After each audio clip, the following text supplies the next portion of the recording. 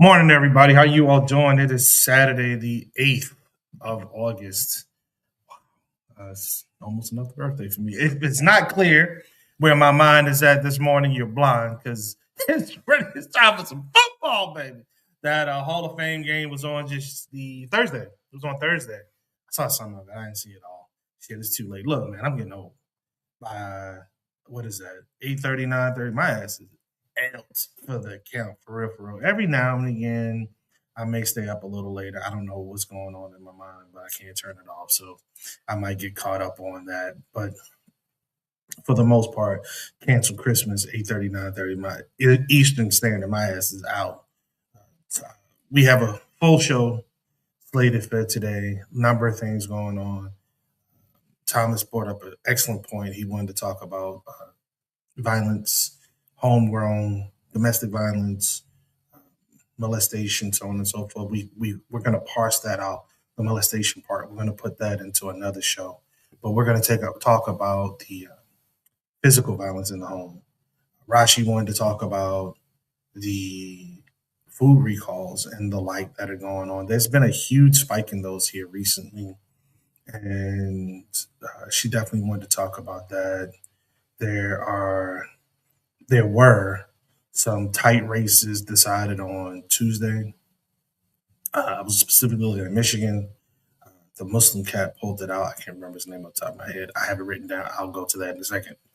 But he pulled it out. It was a bitter battle within the Democratic Party, but he is the nominee moving forward. The Republican had a very easy path forward. I don't even think he was opposed. So he's been sitting in line and wait for some time. And we'll see how that washes out. Obviously, we know Michigan is a battleground state, so we were keeping our eyes on that. The young brother down in Tennessee pulled it out in the ninth district in Tennessee. So that was the gerrymandered district that was just redrawn by the Republicans, and he won the nomination down there to move forward. So we'll look at those races. Tennessee is highly Republican, though. I was looking at the gubernatorial counts. I don't know, man. There's a lot of registered Republicans in Tennessee, and the registered Democrats do not measure up at all. But I don't know if that's one of those states like here in Georgia where when you vote, if you choose to vote, but you need to choose to vote because depending on the state you're in, they can freaking remove you from the voter rolls if you don't vote. Uh, you have to vote party line in the primary, but not necessarily the general. So we'll see. We'll see how those things play. It was a busy week for me. It was a full week for me in more ways than one. Life be life, and life really does be life. And this was definitely a week when life. But I'm here. I'm in good spirits, well rested. Good Lord, I slept like a freaking rock last night. I don't know why I was so tired last night, but I was tired. I got a great sleep last night. Hopefully, you all slept well as well. And welcome to the weekend. I tried to cut my grass this morning, so I told you all before I have the battery operated lawnmower, self-propelled battery operated lawnmower.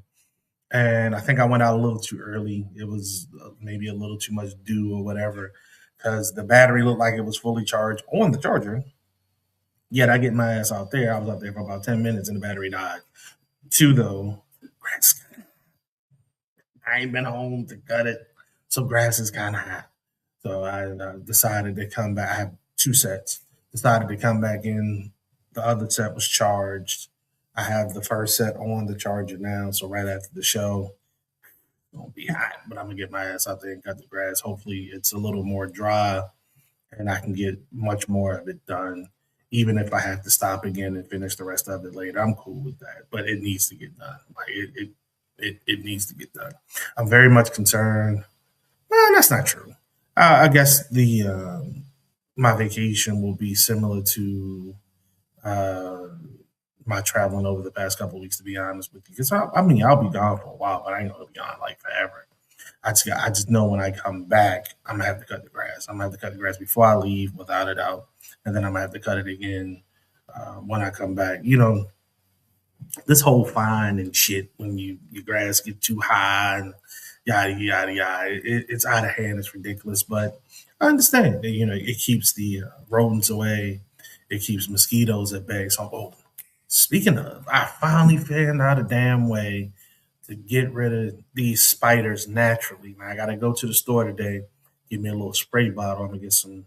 I already have some vinegar. So the formula that I looked up online yesterday was white vinegar, water, spray bottle, and just spray around. Because spiders, I guess, don't like citrus or the vinegar smell or whatever. So I'm gonna lay that shit there. Hell, I might not even cut it, son. I ain't even gonna lie, man. I got so many damn spiders near my crib. It's ridiculous, and it's not like I have a freaking forest out front, or nor out. Well, I do have a forest out back, but that's like a ways away. It's not like right at the damn. As soon as you walk out. So yeah, it's ridiculous, man. Like these motherfuckers then came and did a whole damn spider web across my damn steps. I then came back home, walking up the steps like, oh, it's real thin, so you don't always see it. These motherfuckers trying to clothesline me like we in the WWE or some shit. It's ridiculous. It is absolutely ridiculous, dog. I'm like, son, and I go out. Not every week. I won't say that. I won't even say every month, but every couple of weeks, I'll go out. Every few weeks, I'll go out and I'll take the broom and I'll do the windows on the outside and wherever I see them and knock them down. Boom, boom. Some sons of guns will come right back in 2, 3 days. Like they like, yo, what are you trying to do? We live here, son. I'm like, no, son, I live here, son. You visiting? No, son, you visiting. We live here. This is ridiculous. It is absolute. This is the first house I've ever lived in that it's like that. This is horrible. I can't say it's horrible, but the fight is real. It's a real struggle out here against these damn spiders, and I'm determined to win. I'm the motherfucker to pay the bills around this bitch, not them. This is some bullshit. It is ridiculous. I don't know about you. I don't know where you live. It is one of the issues that I have by living in the goddamn woods because I live in the goddamn woods. Not gonna lie. Talking to my uncle yesterday. He goes, "Hey, Neff, I'm coming down." I'm like, "No, you ain't."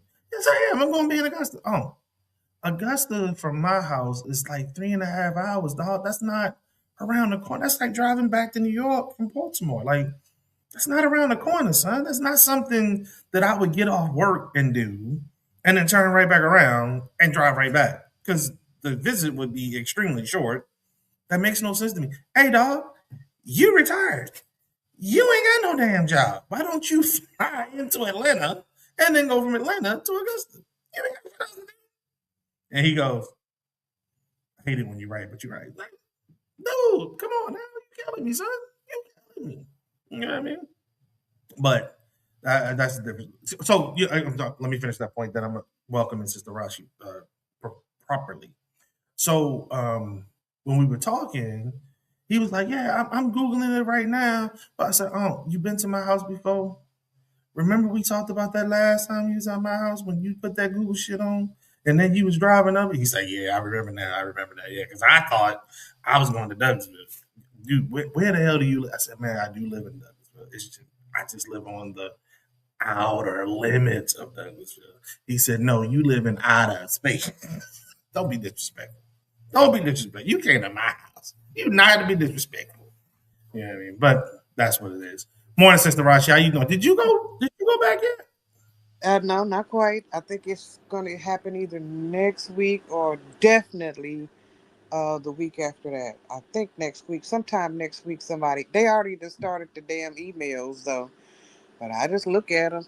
I don't look at the email. I look at the. It's still black. You know when your email ain't been touched, it's bold black.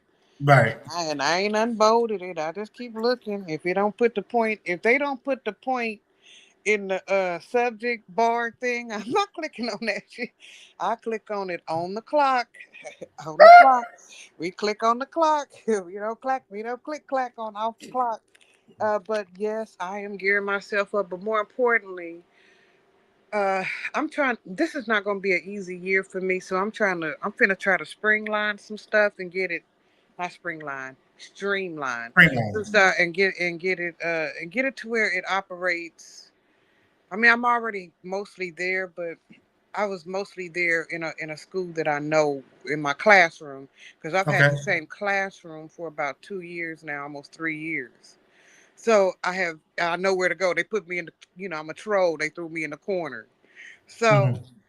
now that's not where I am, and that's not where I'll be this year. I'm fortunate and afraid that my school is being built as I speak. My new job is actually being constructed now, like Nice. literally right now. I can hear, Nice. and it is less than 4 blocks away from my house. I could crawl. That I was the could question I was literally. going to ask you. I could I could knock the bottle over, crawl out the bed, and crawl right into the classroom. But that transition it's gonna be a moving year. So children, they don't act right when you move them and you move apartments. They don't even for real act right when they move on up from the apartment to the house. They just Right. some flux. Change in flux is hard for it's part it tapped into the black trauma experience, and it don't work for the person who's trying to do the change or for the person who's undergoing the change. You understand? So I'm Hmm. a little worried this year that it's going to be almost a throwaway year.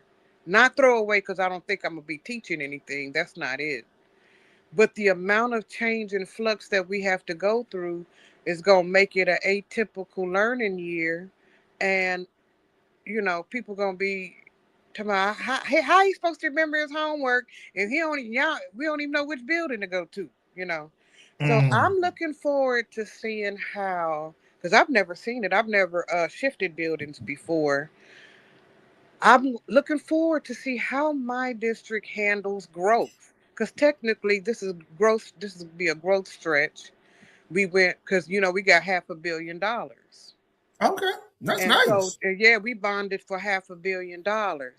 And so, what this building that we got that I'm be going to is I think about 100 million of the 500, 400, so almost 500 million.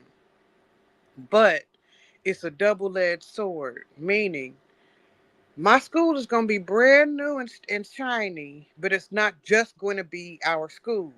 It's also going to be a welcoming center.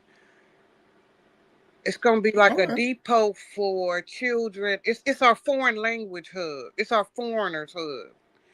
Okay. So even if you from another place, most of the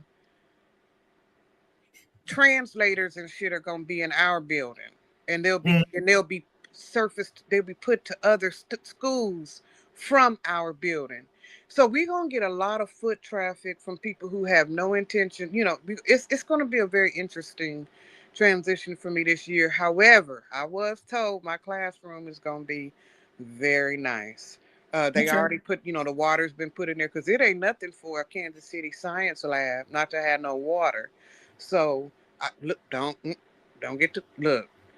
Us and Detroit got a similar argument. I don't know if you've been clocking the argument between the Detroit Public School District and some of the parents, but we got a very, very similar problem here in Kansas City. So we've been trying to address it, and I'm gearing myself up, Brother Lee. I really am. I'm trying to get excited about the matter. I went from fifth. I did open one email where they told me I went from sixth grade to fifth grade. I don't know if that's smart for me. I don't think I'm for the younger somebody is, the harder they have. The harder it is to deal with me. I got you. So, bro, Jamar gave you your props. He said, "You'll lead the pack, Rashi. We got good faith in you." So we know you're Yeah. gonna get I them mean, straight. I know because I've been tempered. They called me a stupid ass bitch twice a day last year. And so I'm tempered. I'm ready. I mean, I actually miss it a little bit. I had to get up this morning and say, hey, dumbass. Hell no, dumbass bitch. So, but most importantly, uh, my coworkers, I'm going to see, tap in and see where they at because we lost 10 of them out of a crew of less than 50. We They lost 10. retired. They retired, they quit. Two of them got sick. one of them actually pretty much died. I ain't gonna try to be funny. She pretty much died, and she can't come back. Uh, and a couple of white ladies tapped out on us. We had random little black boys with the screen, with the the active black boy, and ran a couple of them white ladies off. And and so what we getting new, girls or black women who wear them onesies at work. You know what I'm talking about? Them they at work in them little thing, them little body con outfits. How do y'all take them things off to use the bathroom? And I don't always ask me. I wondered don't put them wrestling outfits on. I'm too big to be looking like mucho lucho. But what we hire instead are people who are new to the game. So we got a learning curve coming up. We got people who don't even understand what caliber of children they finna deal with. that. Right, And I teach in a distressed community. I teach at a community school within a distressed community. right. So we don't get to say, you can't come up in here with your hair like that or with them things on. Or oh look, go. We just have to give them the face towel. We don't get to confront them about the shit on their face. That's not how you do that. You have to just give them the towel. So because Hmm. of the community I live and work in, it's gonna be different, and I'm looking forward to seeing how I personally grow because I ain't never shifted schools before mid year. About this time, we only gonna be in the building that I'm finna go to 2.5 months. We And shift, then you're supposed to move to the new and building. then we shift into our new building. Okay, wait, August, September, October, November, 3 months. We'll be in there 3 months. Okay. But So you all plan on moving after or before we move for Thanksgiving we break? gonna be Chris for holiday break. We move. Okay. We're gonna move holiday break. So that even in itself mean I can't. I don't even get to for real decorate my classroom. For what? I agree with that. I agree with that. Right. That doesn't make any sense. And so That and doesn't so make any now sense. now you a 10-year old in a partially decorated classroom with a teacher with 1 foot out the door and 1 foot in. You understand? I don't think the kids care that much though. Oh I don't yes think they they do. care about the Oh, decoration. yes, they do. Let me tell you the difference between a classroom that has been, I call it fairyland decorated. I don't do that shit, but I know what I'm talking about, where it's engaging material on every wall. Okay. And like, That's what and you're talking it's about. I like, got you. right, that means something. If a child keep looking up at that blank wall, that you get blank answers. I got you. You have to put in spring love. So I'm not finna do this twice. Put it all up in August. Take it all down in December. Put it right back up in January. Take it back down in May. So is the plan or plot for you then that you'll put up whatever subject matter you're going to cover up until that point, and that'll be it. So they have something not only to look at now, but also to look toward before you get, because that's going to be the next thing you cover. Because some kids are sharper than others, and they may play like they're on the same level as everybody else, but they're actually not. So it would behoove them if they had something else to look at, so at least they can start getting themselves prepared either emotionally or mentally for that next thing that's coming. That's why I'm asking, is your plan to put stuff on the wall to cover up I until don't that even point? have a plan for that. I really don't know what. I don't think any of the walls gonna get touched. If anything, I'm gonna try to get like interactive handhelds, like the little skeletons or something like that. I don't know, but I'm not finna get up on no chair and start hot gluing shit on a wall for three That you have months. to take down in a No, couple months. I got I'm you. not doing it. But this is gonna be a problem because creating classroom environment is actually one of the things it's a part of the actual job. They come in there and get to walking around the room and looking up and With the down the little class, clipboard. looking on clipboards, trying to see objectives and blah blah blah. I'm like, hey man, so I don't know how I'm going to navigate this, but I do. I'm excited. Like I say, it's bittersweet.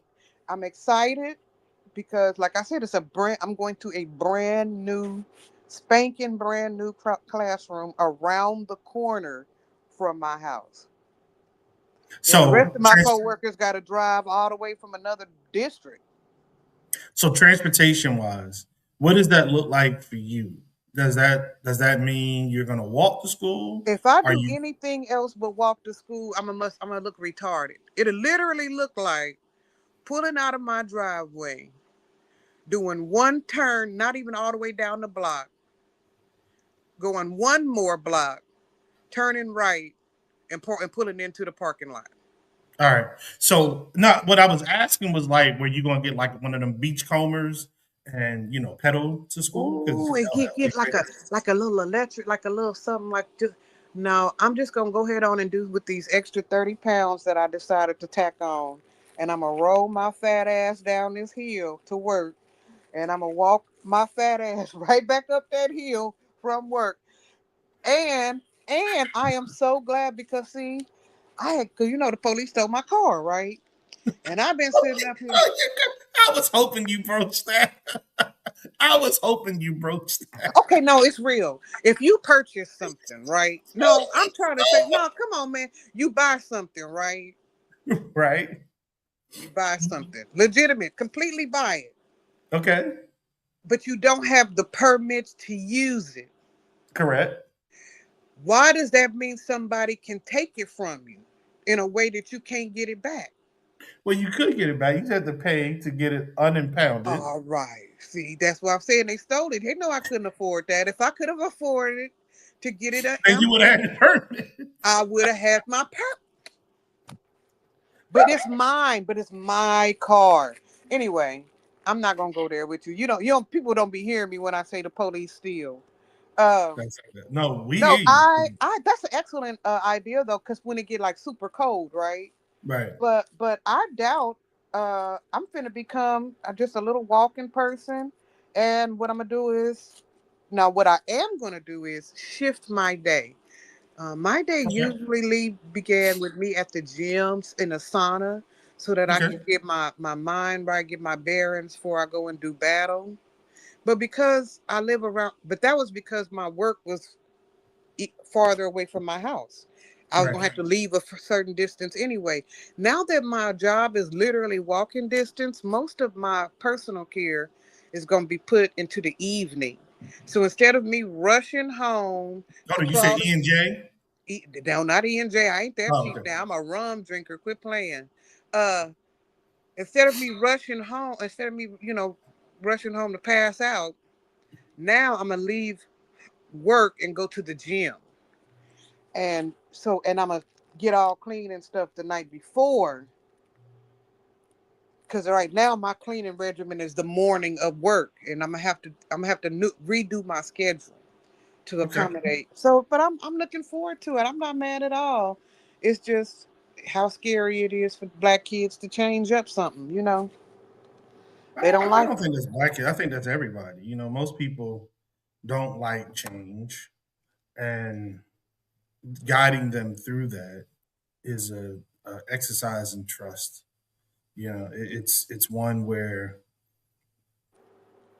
if you get them to believe in you, and then you then can get them to understand the mission or the goal, and then you can go from there. The believing in you part is the difficult part. It You know, really is. one.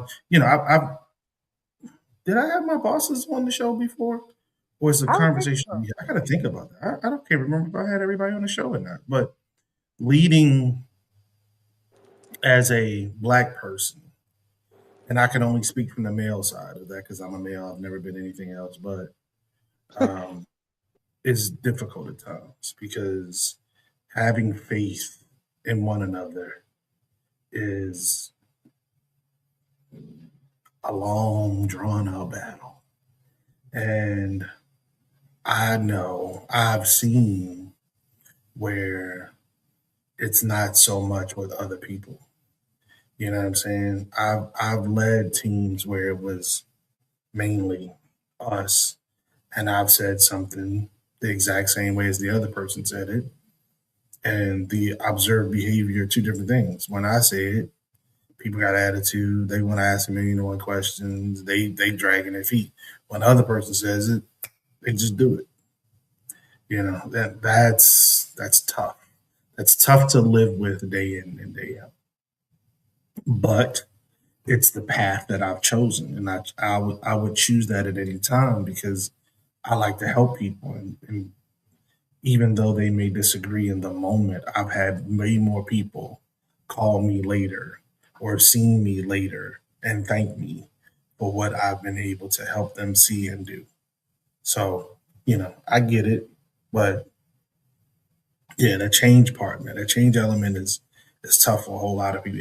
That though, I don't understand, and I think I don't understand that from not only my military service but also my sportsmanship. You know what I'm saying? Like coaches change, opponents change.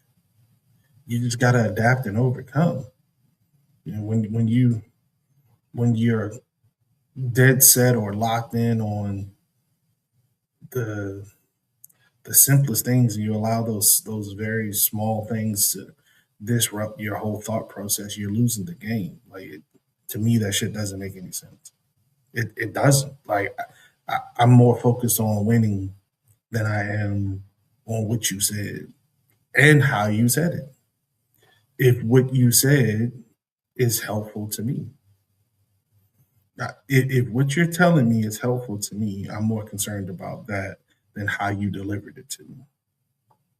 Right, because if you like, nigga, you on fire. Don't be calling me no nigga as you Right. burn, right? Absolutely. Like, Absolutely. okay. Hey, motherfucker, they shooting around the corner. They don't be calling me no motherfucker. You continue to walk around the corner. Okay. Ain't no motherfucker. You right, motherfucker. Don't Yeah, yeah, worry. yeah. Okay. Yeah, yeah. You're right. My bad. I don't know what I was thinking as I was trying to save you. My apologies. Seriously, it's like, yo, but I don't get stuck on the small shit. And I understand that's a me thing. And I understand that my me thing doesn't have to be a we thing. You know what I'm saying? So, but yeah, I think you'll be fine. I think the children will adapt, Yeah. especially if they I'm find I'm the a school baby more. in the game, brother Lee. I got a coworker up in that building who's been teaching more than 40 years. Okay, She like 60 something years old. She says she started teaching in the 60s or something like that. okay. And so I just look at what the hell they doing. I don't pretend.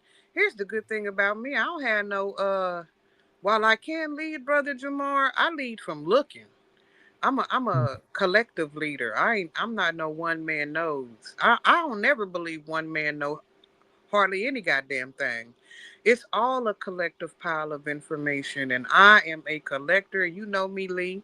I'll sit there and get the tea. I get the tea when Mm, people don't even want me to have it. mm. I'm so in my desire to collect information, I rarely suffer from change because, first of all, this ain't shit happening to me that ain't happened before, right? And I mean that on the work realm, on the romance realm, nothing is happening to me that the whole universe ain't seen before. And Mm. so, once I realized that I all I got to do is look and watch, you can avoid most pitfalls and take advantage of so many opportunities by sitting there with your eyes open, mouth closed, Mouth closed. ears Mouth open, closed. mouth completely closed. And that's hard for me, but I still pull it off. It's hard for me to shut the fuck up. You know it is. So, but when I get through scope, and the more uncertain I am, as per my Montessori training, the quieter I am. Mm. The more confused I am, the more I shut the fuck up and get to looking. And by the time you get me to open my mouth, it's on an information gathering journey. I don't tell nobody to do nothing. In fact, I ask. You know who taught me that? Is Who's that? Neely Fuller Jr. He say don't go up to white people who are trying to treat you like shit. Talking about I'm a man. You ask them? Well, why? Or do you think I'm not a man? Why do you think I'm not? You pick away at that bullshit until you get to the root cause of what's happening. That the why or when he But explained that. the Hmm. but I think that may be a dying science, not because it deserves to die, but I think folk do not understand their why. I think folk more often than not, especially nowadays, are more hooked on their feelings than the actual why.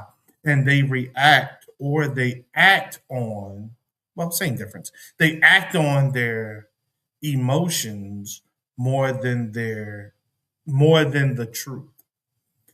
I think we saw that play out in the election, but we see it playing out in society as a whole. You got folks fucking around and talking about their feelings all the time. Dog, your feelings don't change the facts. As we said about 3 to 5 minutes ago, no matter what somebody said to you, if it's helpful to you, that's the important thing. So you felt a way about what I said versus listening to the fact. I just told you if you walked around that corner, they shooting. You said fuck me because I started off with, hey motherfucker, they shooting around the corner. So you feel disrespected because I called you a motherfucker versus you focusing on the fact that I also told your ass, hey dog, they shooting around the corner. So your feelings got you killed because you it overrode the fact that it was danger around that corner. And so when you say things like that, that's why I said I think that's a dying technique.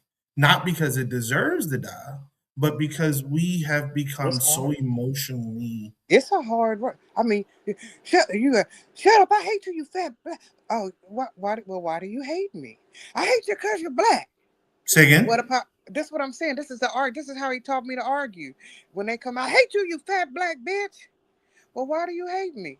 Because because you're a black bitch. Well, what part of my blackness affected you? You understand? It's a Right. series of questions until you start picking away at the logic. There is no lot. There is no fundamental. Uh, it ain't built on shit. And so you start chipping away that feeling, like you say, I just feel a certain way. Okay, feelings is valid. Let's chip away at that. Why do you feel like you can talk to me like this? Why do you feel like you can not pay me this particular wage? Why? When I got through whying people, I think I lost friends with the why. But again, my point is still valid. I think that with that you have to you're using that method thinking that others will recognize the validity that they don't have a why. What I'm saying to you directly is in this day and time, folks' why is strictly their feelings. And if you try to go beyond that, they will consistently reject you because they don't have anything further than that. And the other side of they don't care. Just strictly because their feelings have been impacted negatively. You've activated them, you've crushed them, you've deactivated, whatever. That's all they are willing to go into. They're not willing to go beyond that. They're not willing to scratch the surface. I'm sorry, scratch beneath the surface and peel back the layers. Their layer stops at my feelings, and that's it. And there's too many people out here that are throwing their feelings in front of facts and running with because I felt I did. And I think I've said this on the show a million times. If I haven't, I'll say it now. I had a boss that pulled me to the side one day and said, "Hey man, fuck you and your feelings. This shit still need to get done. It still needs to get done. You can feel however you want to feel. That's fine. But this work still need to get done. Let's get to the work. We can talk about your feelings later." And that's real as shit. Your feelings don't change the facts. The facts are the facts. I'm never saying to you that your feelings are invalid. Never going to say that. You can feel, you should feel however you want to feel. That's fine. But that doesn't stop the fact that the game's still going on. Are you willing to play the game or not? Are you willing to You do be what's watching the necessary to do? reels. You be watching the Maymays just like I do. Have you seen the new one where the dude is talking about the difference between a bitch ass nigga and a hoe ass nigga? I haven't seen that one. Oh, I mean the vocabulary, like one of them tone things. The vocabulary is hood in the mug, but the idea that he's trying to express is exactly the one you just expressed. The difference between a regular old dude, who's addressing his feelings with it, and a hoe ass nigga and a bitch ass nigga. These are his words, okay? Mhm. Is one their ability to accept accountability, okay, it's my fault or it's my work or it's my responsibility, and secondly, the reaction they give when they are confronted with the fact that they didn't do something that they were supposed to do, or that they have something to do that they don't want to do, There you go. either a past responsibility they neglected or a future uh you know responsibility that they don't want to adhere to. So what they say, he say bitch ass niggas get mad and hoe ass niggas go and get other people and talk about it until he can get a group of friends together to get mad. Mm. But one is instantly aggressive and combative and denies, and the other one don't quite go straight off the flip. They try to get they pass that idea of how they feel like they being wronged with the responsibility around to see if they can get a consensus of people who will agree with the fact that they should not have had to do that or should not have to do that in the future. And so I Mm. was just because if you got stopped, like once again, if you just listening to him say bitch ass nigga and hoe ass nigga, you don't understand what he's trying to the psychological and social behavior he trying to identify. But check it out. I mean, I'm sure it's gonna pop up because you know how the algorithm is. As And soon you as know, you know soon it's as we listening to us. mentioned it, as soon as we You know mentioned it's it, that listening it's to gonna us. pop Yeah. up. but but he young black dude, and he's trying to explain if you do this, you a bitch ass nigga. Meaning, if you know he with her, and you go up there and behind his back, and you try to do something, you a bitch ass nigga. Because you don't, if you know, you don't do it, right? But if you wait until he break up with her, and then you ask all his friend, all y'all friend group, if you think he did it, and then now that's a hoe ass nigga. Mm. So he And I was like, dang, is that how? And I don't know the male operating system. Like, I don't know y'all. I don't know how y'all operate. I just married y'all and was messing with y'all. I'm not one of y'all. So to hear men discuss like how the breakdown go, I was interested. I watched about three. He got like three different clips Okay. about how to decipher. But this exactly what you just said though. You know it's got to get done. You know we know, everybody know that you a man within the community and stuff got to get done. And so you either gonna do it or you not. You either gonna walk the babies or not. You gonna cut your grass and grandma's grass next door or you not.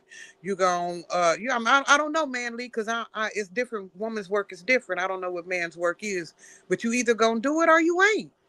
And when you ain't gonna do it and people start looking at you, it come with a defense. It come with a deflection and defense mechanisms.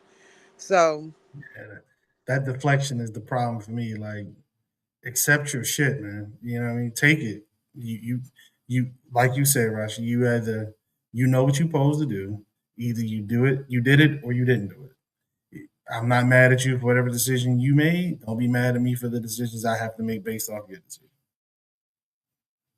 It really is that simple. Like, but and I so get you. and so these are, and but now here's what is not fair in my opinion. What used to be man's work, y'all's plate then got bigger. You know what I'm saying? Hmm. I don't know if it's bigger or smaller. Some of the stuff y'all don't have to do no more. Women came in and did some of the work. Y'all allowed us to come in and do some of this work.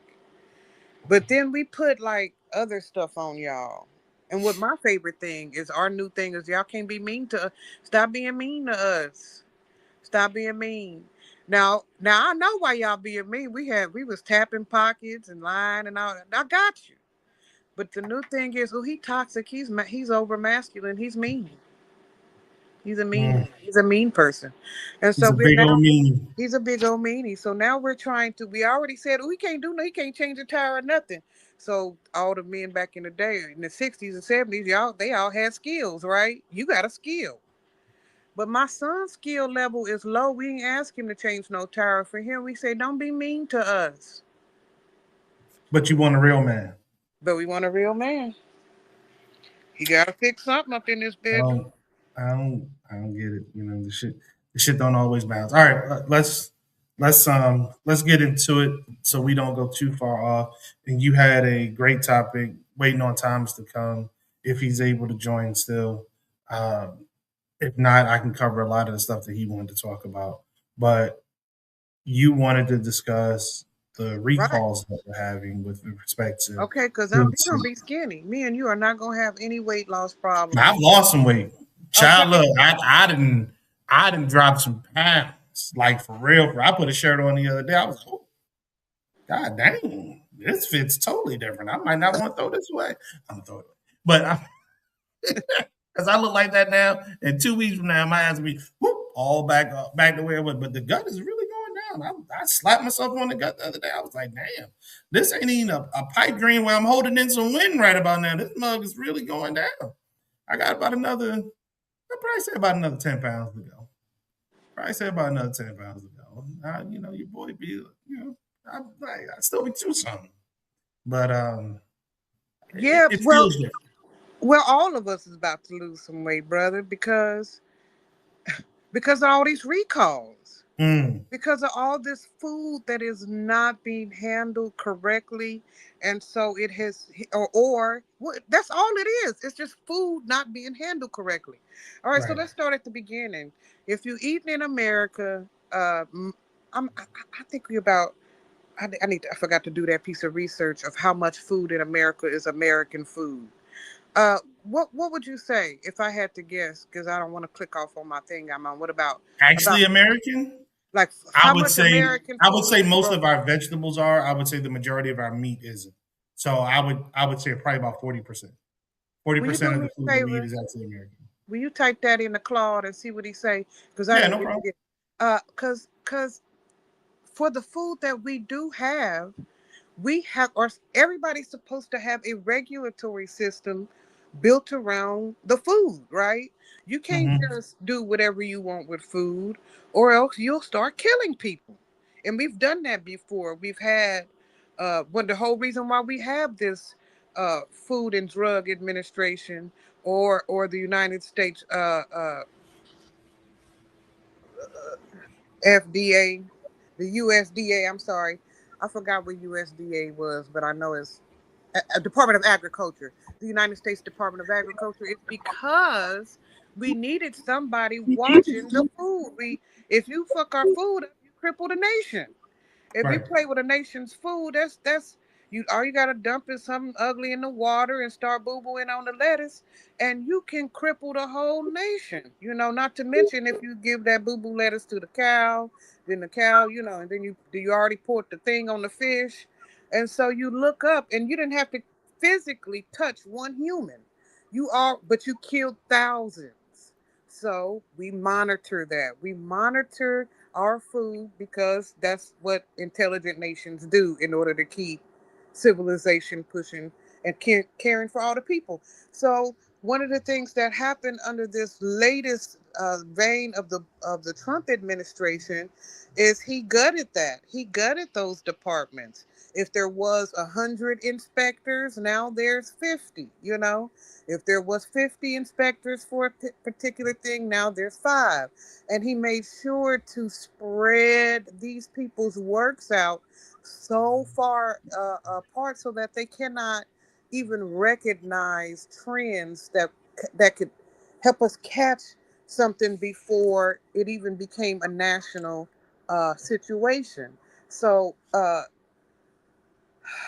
now We have a plethora of food that has problems from boo boo to bacteria to foreign chemicals and all that because we do not have people there to come and raise up the thing and look into the machine and look at the people's hands and go out in the field and take soil and field samples. So this is the work. How do you stop people from dying from their food? The actual work is on site visitations where you go and you look at the product being harvested, you look at the facilities that's harvesting it, you look at the ground and do soil and whatnot samples to see if there's something pre existing in the soil, not even necessarily with the product itself. And so, if those people are not there, then you cannot ensure the safety of the food in any realm. You can't know that what went to the canner was right, and you cannot know what's even in your local farmer's market is right because of there's nobody there to look. So, what's happening in America is we have a plethora of food that we cannot eat, and it's for a lot of different reasons. Salmonella. All right, Osam and Ella are back doing. They're doing. They're back and they are dancing on people's guts up and down. And let me tell you how interesting it is. It's not, you know how they say, because it's hard to get sick uh, immediately off nacho cheese. You know what I'm saying? You got to eat a shitload of not processed nacho cheese to get sick, but you can get sick off of one salad, depending on who you Mm. are. Now, this is the That's just cruel not thing. processed. This is the cruel thing because they know the world knows that you're supposed to be trending healthy. We're all trying to get the gut off, or else we wouldn't be popping ourselves with Wegovy and Monjero and Ozempic and fat be gone or whatever. I call them the fat be gones. So since we are conscientiously trying to be fat be gone, a lot of us has have gone to raw foods and produce hoping that that would be that kicker that gets us to a healthy stage. Well, still do it. I say you still got to do it. It ain't like you can start existing on popcorn and nacho cheese now, but you have to be conscientious about whether or not you can do this raw or whether or not you can do this in the amounts that you're doing it. So right now, the United States. Old dirty bastard was right. Ooh, baby, I like it raw. Okay, I like it Oh, baby, I raw. like it And it should be raw. raw. In fact, most people should be eating raw. I mean, I have a go of it because I gotta cook my food to get so I can bite it with my gums and whatnot. But most people should be able to deal with raw food. It's crunchy. It's hard. It ain't like you can. You have to have a certain disposition to do the diet. So, but that diet right now is underwater, and it's as deep as look. They recalling the wheat powder, the spirulino powder that people putting in the matcha drinks. Mm. All right, so they going. I feel like they go. Why they going after the healthy people? But so they got it in the spirulina. They got it in the noodles. Okay, they got it in the noodles, and noodles is already for real poison. I ain't trying to be funny. Noodles is poison, but You talking about ramen? Noodles? ramen noodles. Okay, all right. They finna get you, bro. They got them in the ice cream sandwiches. Mm. Okay, they got them in the ice cream sandwiches. Something's going on. So there's so it ain't like oh no, it's the lettuce. If you just worried about lettuce, you still gonna get sick. Okay, because lettuce is the tip. That's just the tip. It's in the processed food at the plant. They're not cleaning out. If they making more than one, you know what I'm talking about, brother One Lee. batch or If one they type of food. right, if you're making more than one type of thing on the same machines, they not going in there and cleaning that shit out right. So they getting dog food in the you understand, in the cat I food. understand. They getting dog food in the cat food. So even your animals. So you saying, dang, fuck it, I'ma just eat the animal food. You can't even eat the animals food. They putting fish food in the dog food because they mixing up they not cleaning the machines properly. Okay. So you say to yourself, okay, well, what's the safe way to eat it? I can't eat it raw. I don't like it from the can. What about the frozen? Well, they go in there and we've got three or four different mixed berry, mixed fruit, frozen packets. They got the E. coli in them. They froze them in there with the E. coli. Okay, so Hmm. what I'm trying to get people to understand is that they saying, "Ooh, watch out for this. Watch out for jalapenos. Watch out for lettuce, right? Watch out for blah blah blah." But it's more than just jalapenos and lettuce. Okay? You can't even get you no dessert. You think you're gonna eat you some chocolate covered peanuts, chocolate covered Whoa, whoa, raisins? whoa, whoa, whoa. You It's talking in to the the fat boy in me now. it's in the chocolate covered You peanuts. It's in the chocolate covered raisins. Okay, and can't so eat nothing. you what I would like our listeners to do, because it's always work with me. Well, that's why I ain't got no man now. Uh, go to your browser and type in fda.gov, right? Or just go to the Google browser and type in current recent recalls. Okay, they gonna give you all recalls. They gonna tell you that the battery for the walking rock'em sock'em go bot is need to be recalled too. Then you're gonna scroll down and you're gonna put they're gonna ask you to filter it. If you don't know exactly what's been recalled, they're gonna ask you to filter it. You put in food and beverage, and and whether or not they pulled it from the shelves or not, and so then you can see what is happening around you. Now, just in the month of August, we've had 6 recalls for food alone. 2 of those recalls are on food that come from other countries. And I think that's something we need to discuss very seriously, is what happens when we let that food come in from other countries. We send it to a processing plant or manufacturing plant here in our country. And maybe we don't do nothing in America but put a sticker on it, right? We put a sticker on top of a sticker, right, Oh, Lee? that Right? happens. That Right? happens. Sometimes they send it to us in the big ass truck, and your job is to put it in the brown paper bag with your sticker on it, right? But sometimes we won't even take it out the bag they gave it to us in. We just literally take our sticker, the barcode sticker, and put it on top of a barcode sticker, and we put it on the shelves, and no one at the port or at the dock or at customs, I believe that's customs, right, Lee? Nobody at the Yes. customs goes in and do the quality control. The dude who do the quality control testing for the shit that's coming in on the port, it was 100 of them. It's 50 of them now. He don't have time. It'll slow our economy down for us to test and look at all the shit that's coming in on the dock. So now, while we talking about fighting dope, now we didn't gave them. Anyway, that's a whole nother subject. So we getting hit on 3 different fronts, young people who are like to eat.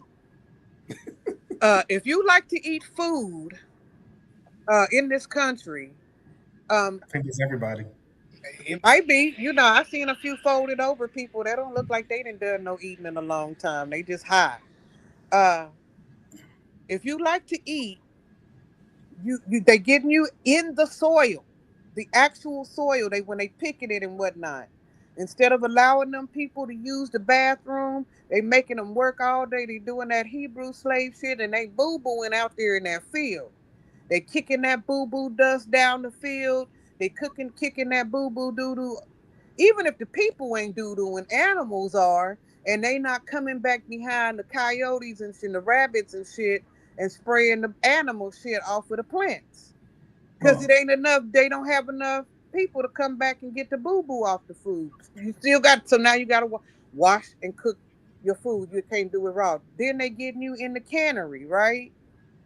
They getting you in the manufacturing place because they not cleaning that machine well enough in between uh Batches. manufacturing. So you got dog food and the cat food, and then they getting you at the port because the food that's coming in at the port, we don't have nobody to go in and make sure that the motherfuckers that sent it from uh uh Turkmenistan didn't put the shit in there, and so now they only pulling one out of 1 million bags.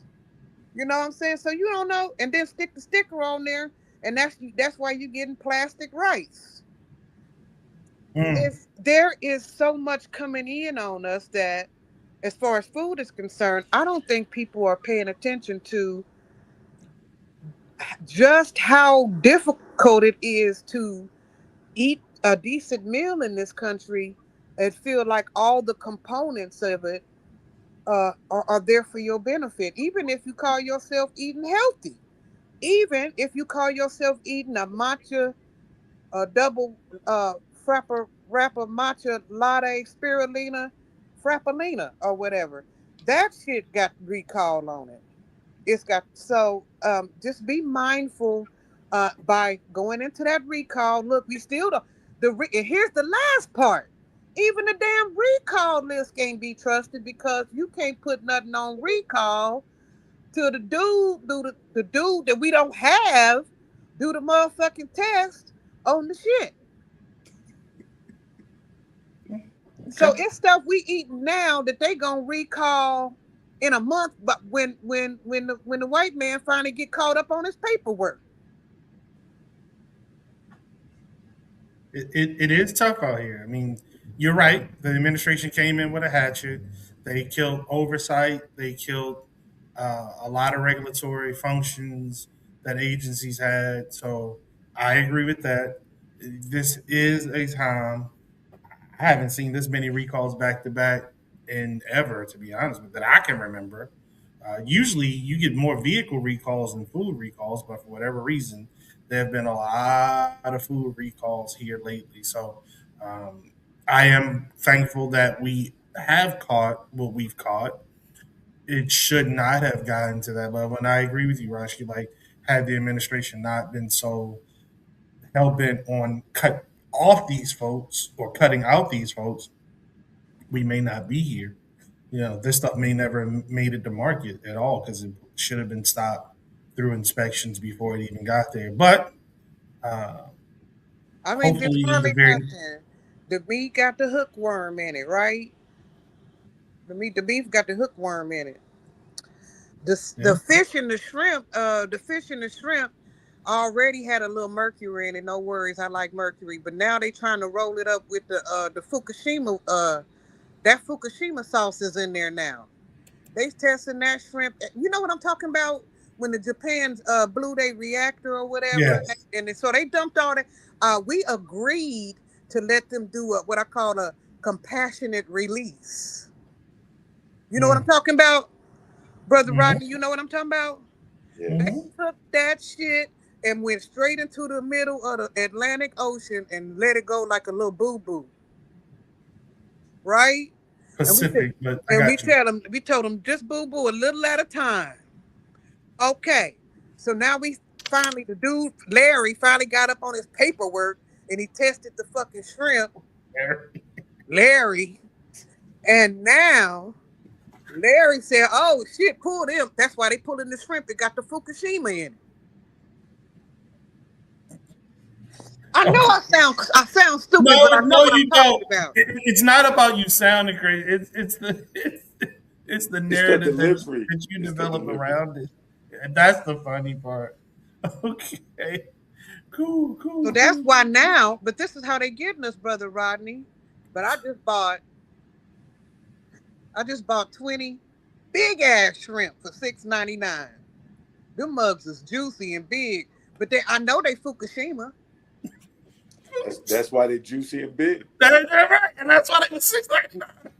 So this is what they doing. So even if you want to be a pescatarian, the fish got the thing on it. It's got the bacteria and stuff on it because they dumped a particular type of you got to be one of them people reading them small time articles. That's the other thing. If you really I want to agree. know, if you I really want agree. to know what the fuck's popping off, you can't wait on ABC. You got to get the Iowa Bugle. When you get the Yes, I Iowa agree. Bugle, that's when they report that Johnson's Farms, uh, blah blah blah, and that they animals did blah blah blah, and then so just know if you're not eating if the ramen noodle, if you think you're gonna survive on ramen noodle, they fucked that up too. The ramen noodle got the processing plant got some it's got little pieces of lead and shit in it. Just search it up, is what I'm telling you. If you Okay. think, oh, you saying I'm not gonna eat that shitty lettuce, I'm gonna survive on ramen. No. If you say, okay, fuck ramen, I'm just gonna do smoothies. No. If you say, no, I'm just gonna be like He-Man and go eggs. No. If you say, I don't eat that rabbit food shit, no way, I'm a meat man. No. No, I don't like meat. I'm just gonna be a seafood person. No. So So, what you may or may not know is what is it, Rodney? Once a week, isn't it Thursdays? You don't eat. You only thing you eat is like fruits and nuts. Is that Thursday? Mondays and Thursdays. Mondays and Thursdays. Okay. So with the food recalls as of late, how does that make you think about what you're intaking the rest of the days and also on Mondays and Thursdays? So I stuck to what I already had in the house. That was the number one thing. Didn't get anything new, and just cut out. I love salads, and I cut out the salads because, like Rashi said, pretty much everything you put in the salad probably you shouldn't be consuming right now. So then I was like, well, what can I eat? I love vegetables, so just cooked vegetables, and not fresh though. I just it's kind of counter, but sort of in agreement with Rashi at the same time. Some processed stuff because some processed stuff get the heat. So I was like, well, I have to eat something. So I'll get the stuff that went to the fire and sort of have to hope for the best. Gotcha, gotcha, gotcha. Thomas, I know you're out at your folks spot, and they kind of out there. Does that make you think about that type of lifestyle for you in the future? No, nope. I don't worry about all that stuff. I think that's our problem. We're over inundated with fear. Like at some point, we just know what needs to be there. We need regulations. So I see an opportunity for job growth. They want to know how we can get jobs, get people to regulate this food, There you go. and open that industry back up, make that into a to a. I wouldn't give a damn if they make it into a trade, but open up some jobs. It's a job creation. Reverse some of the stuff that Deutsch did, and so that's what I see from it. I just think that you know it's a table. We can all sit at the table, but very few know what it takes to make the table. And I feel like when you have a lot of these tech guys, you have a lot of folks that are pretty much silver spoon babies. They don't know what went into making this country what it is, and they just dismantled all of those things because they didn't understand. And if they do understand, then maybe the flip side of that is it's just about their disdain for the country. So it could be both and. But you know, that's the way I look at it. I just look at it for moving forward. It's a chance for growth, and some of these jobs that people have been under the assumption that we don't need, we actually do need. And I think that's the way to look at it. Is moving forward. We know we need these things. That's it. If you want to go without it, you want to keep having explosive diarrhea. Hey, have at it. But uh, that's all I can say, man. I'm not looking to change. I think I was talking to my grandmother a while ago, and she was reminding me that up until the '70s, folks barely ate meat. 5 to 7 days a week. So that's a newer thing. People were happy with beans and rice, and macaroni and cheese was an entire meal, Meal. right? You didn't get macaroni and cheese and chicken, or macaroni and cheese and pork chops, or macaroni and cheese and I that mean, they became would at least put the hot dogs in it. no, just macaroni and cheese. And Now, so I when I don't know about you fellas, but on the farm, we had a whole meal. It well, was we didn't grow. My people didn't have Yeah. farms, so you got to think about talking about somebody living in the city. And my grandmother's 93, so I'm gonna take what she's saying and her peers because they lived a lot longer. Even though we're saying our lives are expanded now, a lot of those, Bill English back home, he just turned 93. And he's still out moving around in the community. He's a community activist, and he's around everywhere. But if you talk to him, meat's not like a main thing for him. That wasn't his thing. So I just look at it from the vantage point of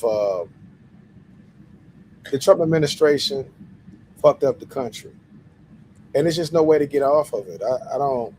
We can get off into all the particulars and everything else, but we just need a reverse osmosis. That's all that is. I think too that we've been more sedimentary than we ever have been because of the advances of the car, public transportation, and well, that's not true. Not public transportation. The car and um, the television, the internet. These things have allowed us to not go outside as much as we once did. The Yeah, the car has allowed us to get, and the highway system has, air travel is much cheaper. It allows us to get to places a hell of a lot faster. The yeah, news media have convinced us, Thomas, to your point about fear, has convinced us that we need to be afraid of our own fucking shadow. So people stay in the house way more than they ever had. Uh, Communities are no longer as walkable as they once were. That's why there's a huge drive and push to get communities back to that. Where Rodney, I know we grew up in neighborhoods where we were really self-contained. The hospital, the high school, the elementary school, the middle school, the bank or banks, the grocery stores, all your shopping were in your freaking neighborhood. Like you could walk to these things if you needed to. The push cart, and I'm talking about an actual push cart. You saw old men, old women, young folks pushing these carts with their laundry one day, and they may have groceries in it the next damn day. And that was the norm. And then you would climb several flights of stairs in order to get into your home or the building you lived in, and go from there. So there have been a lot of things I think that have egged on the decline of health as it surrounds food and our relationship with food. But two, if I don't know about you all, but the longer I stay in the house, the hungrier my ass get. Because every other damn television commercial, if it ain't about can I say a something? pharmaceutical drug and ED drug, same difference. It's a damn Burger King, KFC, Chick-fil-A, McDonald's commercial. Go ahead, Thomas. I'm sorry. So people have lived longer now, but I love when we see. This is what I be said about inundated with information because we're talking about statistics and averages. Outside of what's going on in Iran, when was the last major war America was in? Was Was the that The last? last The Persian Gulf? Operation Persian Gulf? No, no, like no the Desert last. Storm? World War II. Well, actually, Vietnam, Vietnam, Yeah, Vietnam. Wait a okay. minute. No, it was World War II. Desert Storm and all that don't count? Nope. No, They not weren't as a real major. wars. Yeah, Well, So we okay, we'll go have to World War talk about Two. that some other day. Can we put a pin in that, Brother Rodney, while some wars don't count? Please, I'm sorry. Go ahead, Brother Barry. Sorry. because there are more conflicts than wars. Like, yeah, we'll put a pin in that later. We'll come back to that later. And the reason why I'm asking that question is because that determines life expectancy too. How many people died during World War II? And then how many people died Mil- during World War One? at least, yeah, millions. Okay, so when you add that and you put Not averages in the Americans. life, that changes the average of lifespans too. Now, without you know, but if we're talking about diets and dieting and health, Lee, I think what you're saying is real. I just realized or just found out this week that I didn't know that vitamin D wasn't a vitamin. I didn't know there was a hormone. And the idea of people not being out in the sun and moving around and doing those things, I think it has a major impact on our health. And I think that it does have an impact also on our life expectancy. Now, are people living longer? Yeah, they are. But I mean, you got to think about, why are you living much longer now? We don't have as many conflicts or wars that we had at Pharmaceuticals. in pharmacies. Yeah, you might be living long, but are you suffering in the process? Right. So I'm just saying. Um, and if you talk to me and my peers, uh, we had two things going at one time. We had teenage pregnancy, and then we also had teenage homicides. So if you feel like the expectancy is longer, for the people I grew up around, there's a lot of folks that, and Lee, you know what I'm talking about. You can count folks who gone too soon, way too True many. that. And so True that. it all depends on where you Yeah. are in that process. And if you're looking at food, and again, we're looking at the food process and what's going on with the food. It's just an opportunity. I just really want my generation to really start thinking about what this world is going to look like when we run it, because we have to run it, and that's just it. We gotta understand, you can't take this shit to the grave with you. So Well, if you can't take it to the grave, you should be trying to figure out how you can make it better, so those that's coming behind you can actually have something, versus trying to take it to your grave. We're dealing with a generation that's trying to take all of the riches. They're gonna take it to the grave with them, but they don't care what happens. Mm. I'd like to All put a right. cap on it then, Lee. So if you're trying to say that the answer to our food situation is going to be to fix our administration, that's true, yeah. But many of us are going to be dead before all that gets fixed. You're going to have to take your food situation into your own hands. Talking about transfer of information, transfer of wealth. The wealth transfer that's about to happen now is how to grow a garden and how to make your own safe food. Because if we do not, and we wait on this administration to hire the amount of people that it's going to take to get the food safe again, it's going to be far too many food casualties for no reason. So my answer to this situation that's happening, to all the recalls, to the pretty much unstable relationship we have between the consumer and the food producer right now in our country, is we're going to have to take some, not all, some of that power back. We're going to have to start processing our own, even as deep as you don't buy peanut butter anymore. You just buy peanuts and you blend your own peanuts so that you don't have to worry about things being in it that you don't want. Or you have your own garden that you protect from animals, and so you don't have to worry about fecal matter in your garden. And so please be ready, young people or whoever's listening, to uh, put more act in your own food production. Now, I don't say you finna have to dig a pond so you can have your own fish. I don't know how far that goes, but having your own chicken coop, having your own hen coop, okay. I know plenty of black women who have went in the back of those apartments and harvest some of them wood pallets that get left around in every black community, and they built a small chicken coop so that they can have them a chicken every I think you can get a chicken every 2 or 3 months. So But Rashi, let me ask this this this, question. this is might be where we headed, if we cannot immediately hire the people who we're going to need to get this food situation back right. But if your federal government is purposely trying to kill you off, you think they're gonna make it legal for you to be able to do those chickens and things, or they're gonna come up regulations for you not to do it? Like, the fact of the matter is, we're not looking at the intentionality of what's happening, and I feel like intentionality matters. And every time I say these people hate this country, we try to talk about all the other particulars, but the fact of the matter is, if you got somebody trying to destroy something and they're doing a good job of destroying it, you can get into the minutia about all the other shit, but does it really matter? They are achieving their objective while you are intellectually masturbating on what a wonderful world it could be. That's not what it's going to be, because they are purposely taking these things out. And that's just what it is. And their intentions, they're hitting their marks. The only thing that I'm saying is, you got to figure out what it will be after you take these things out, and you got to figure out how to put these pieces back together. Because again, it's a lot different sitting at the table compared to putting the table together. And I feel like that's the part in America that we lacked on because we're such a consumer based society that we're not producers. And now we got to learn how to produce. And by the way, the people that we're kicking out of the country are the producers.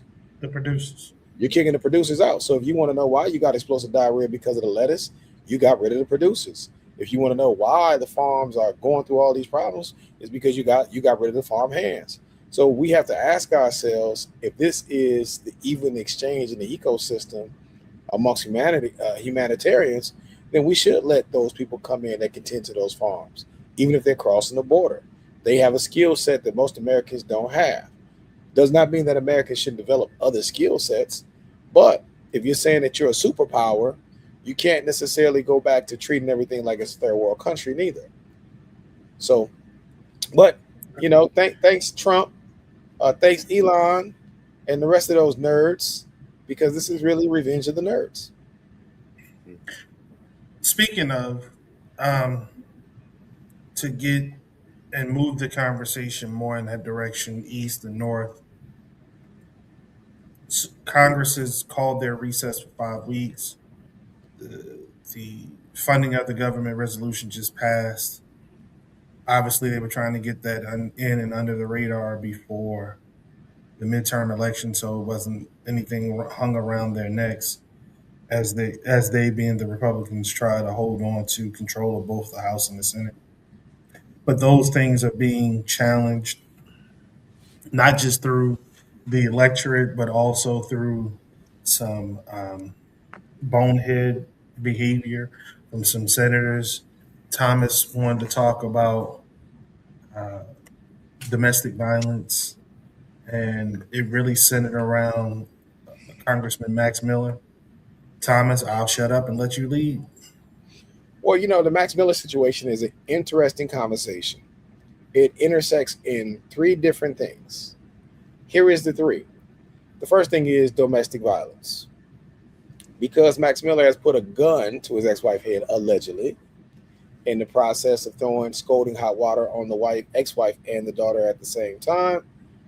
And it intersects with the father-in-law, who is also the Senator Moreno of Ohio, same district. And Senator Moreno not saying much about it, even though this has been happening the past few years, because he's worried about people finding out that he likes to shop for boys on Grindr. And it intercedes into the third rail of Republicans in the hypocrisy. The idea that someone that is, a senator that's a part of this MAGA movement, but also is gay, to hold his secret, he's willing to have his daughter abused. And I feel like that is something, all three is a hell of a lifetime series.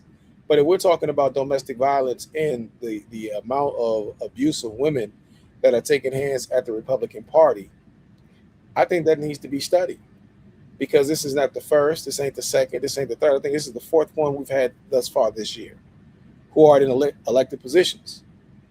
And it says a lot about the party because they're not asking Max Miller to step aside. They're not. And that shows you that by any means necessary, they're going to hold on to that power. And that to me is troubling. That to me is problematic, because it also lets you understand the bigger issue with the Epstein files. It's about the power. They can care less if women or children or minorities or animals are being abused. This is about power. And if the voters in Ohio really understood what was going on with both, not only Max Miller, who is the abuser, who does seem like in interviews there's something wrong with him, some things are not clicking upstairs, but also with Marino and the idea that he would allow his daughter and granddaughter to go through this. Because here's the truth. He said he'll do anything for his daughter and his granddaughter. Well, you should have said something, and if that meant you step down because your party is not going to vote for you because you're gay, then you give up that position for your child and your grandchild, if that's really what you care about. So let's. I'll circle back to the allegations of his sexuality, but let's talk about the Max Miller affair.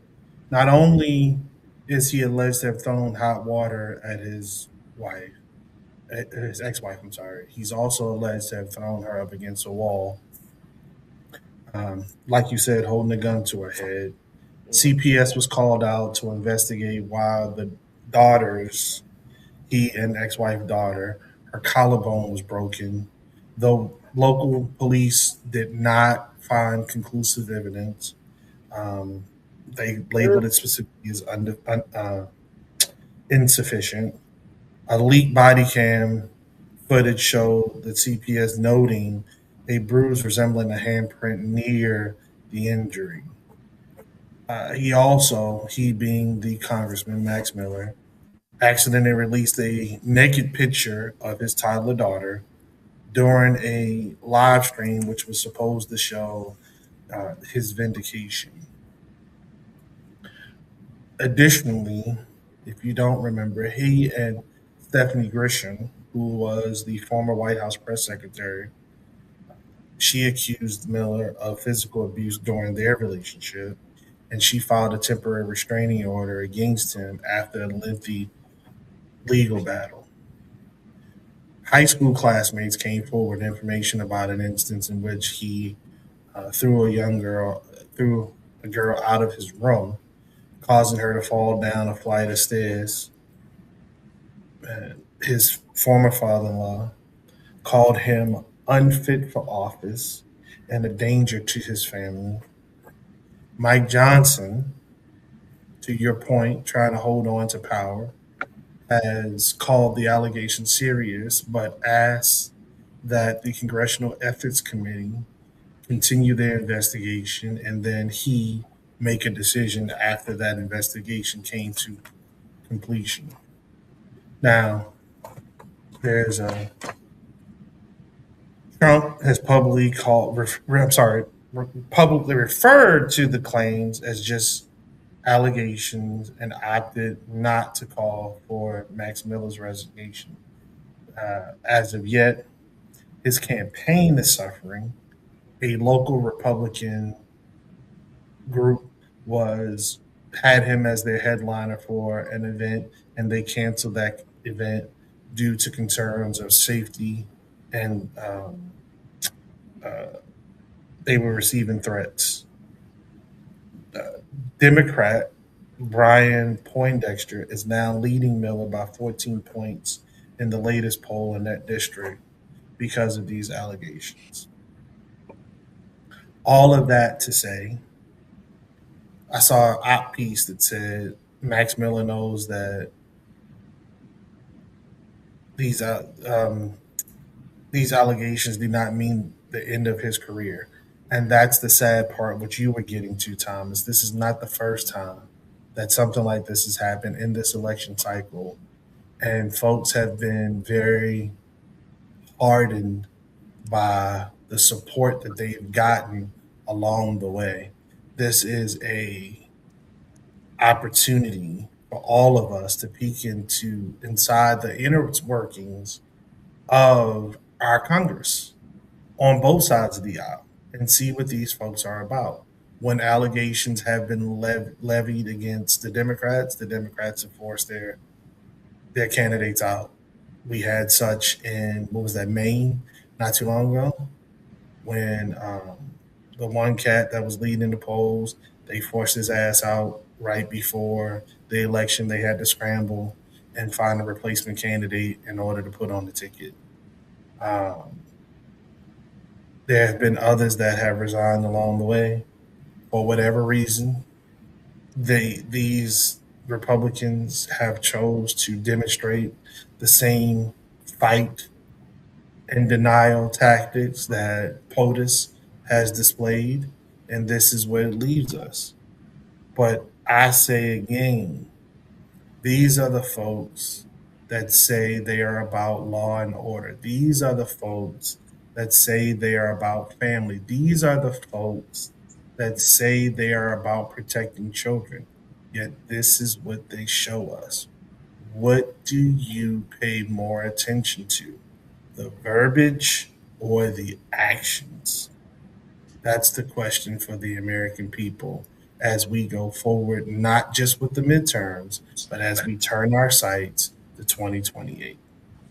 Well, And it's I just interesting. where we Max are. is the grandchild of a billionaire.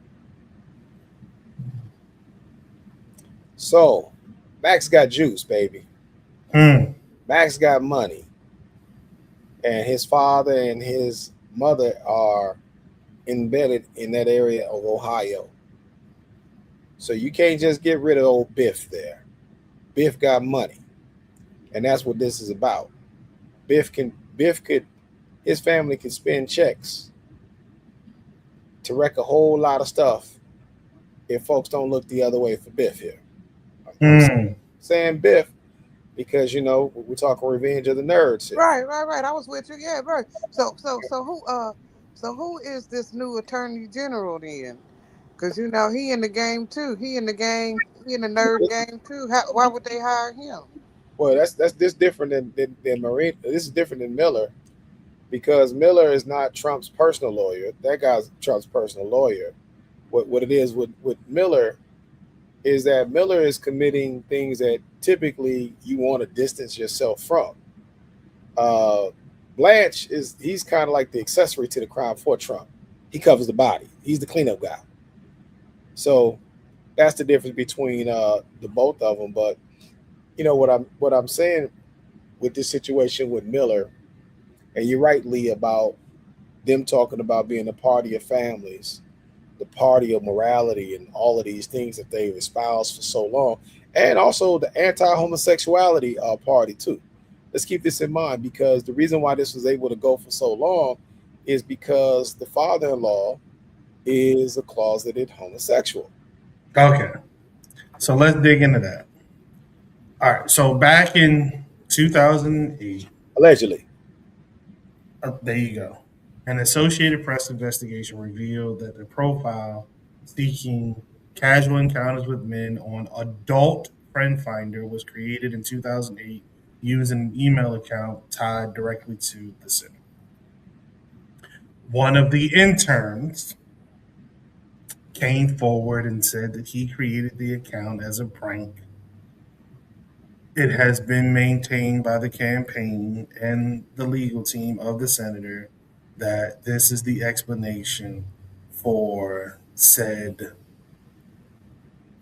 site or said profile, whatever. Now, we can all use our own judgment and figure or think or ponder or assume that this is cover for the senator.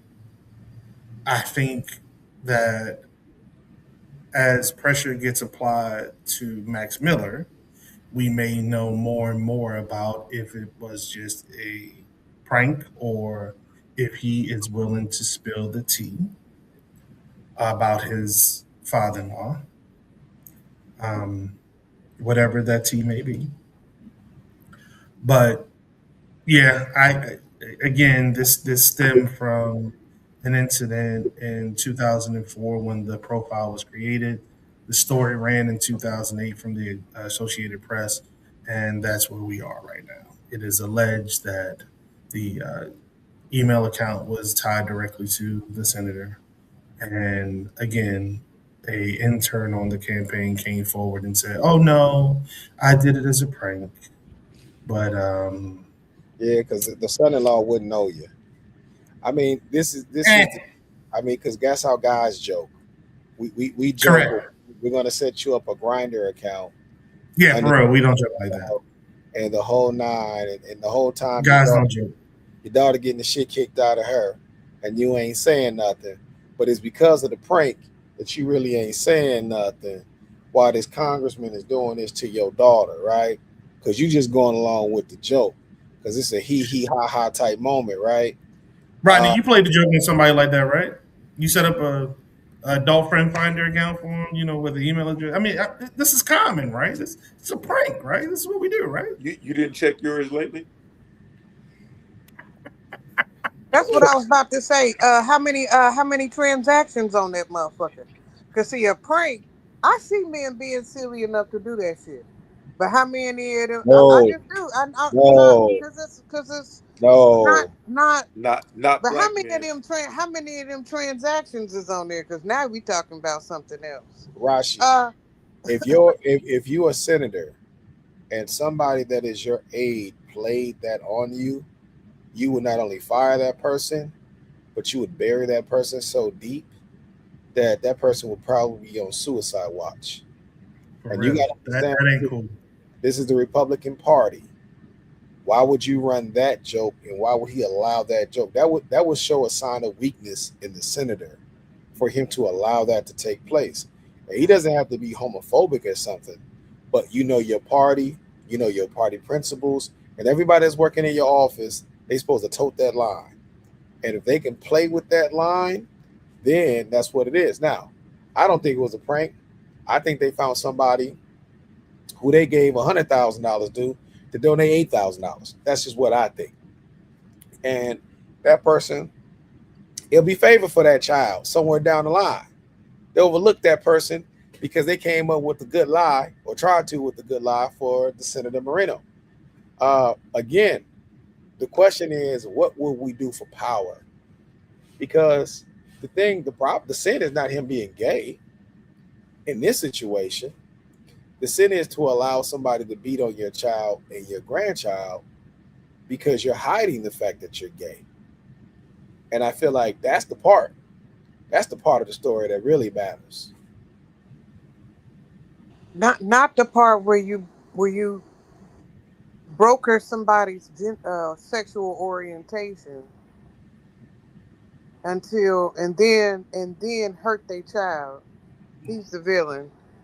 He's the villain. Make sure that the person who's doing the deed stays the villain. Uh, but so are we gonna shift off? Or are we gonna beat that brother into the ground? Brother Rodney, you said you wanted to discuss the attorney general. That we got a spanking brand new attorney general right now. Well, I didn't say I wanted to talk about the AG, He but asked that we broach it.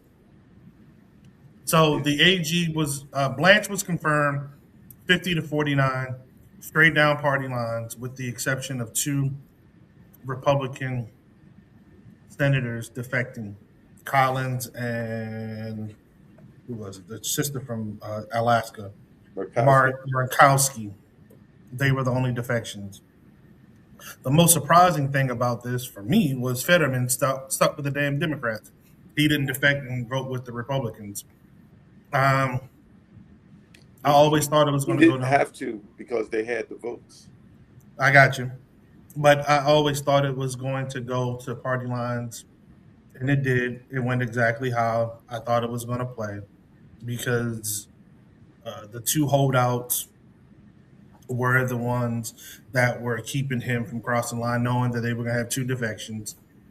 And here we are with someone who is not qualified for the job, who is strictly a yes person for the POTUS, whom is a danger to all of us because he is such a yes person to POTUS.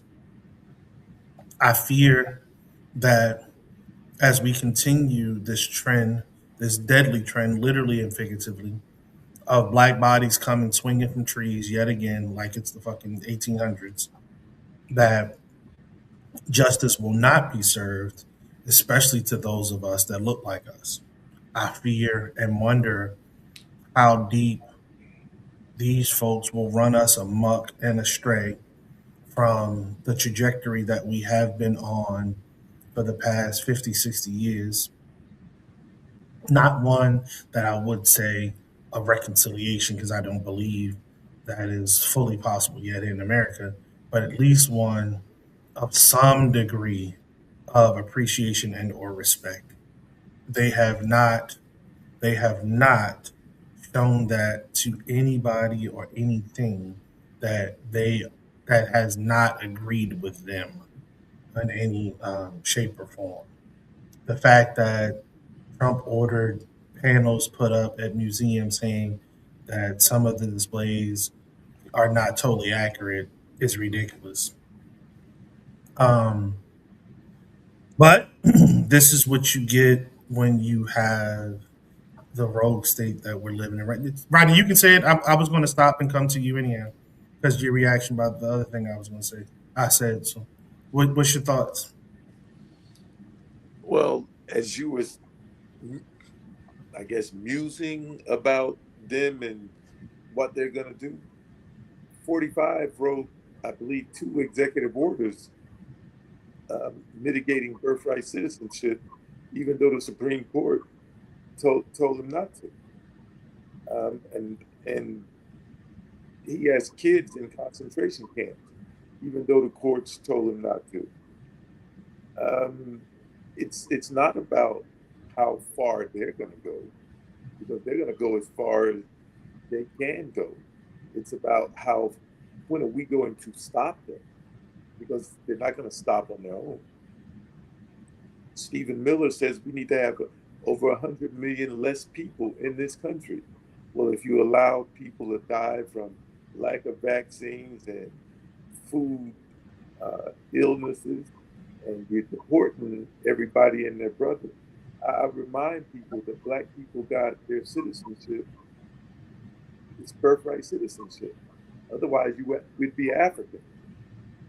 So, and that was an executive order. So they're going to go. They don't want us here. They don't like us. They don't mind harming us. And Frederick Douglass was pretty clear: is when you allow things, when you allow your oppressor to oppress you, they will oppress you to the extent that you will allow. And right now, we're allowing them to kidnap us.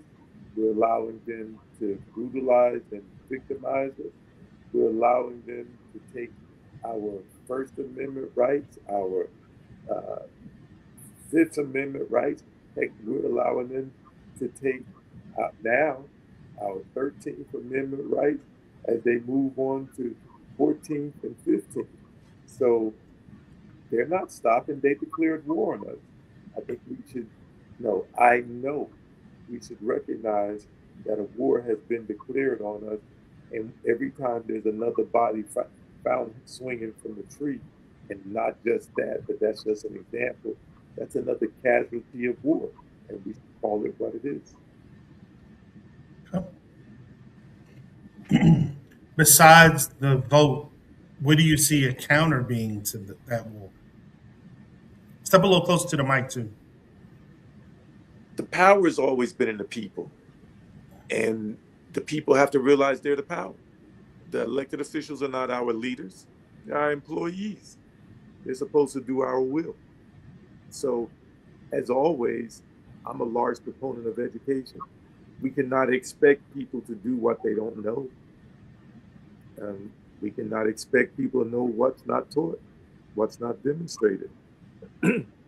So, every week when I'm at the gathering, and in the community too, I hear people say stuff that's so far from the fact.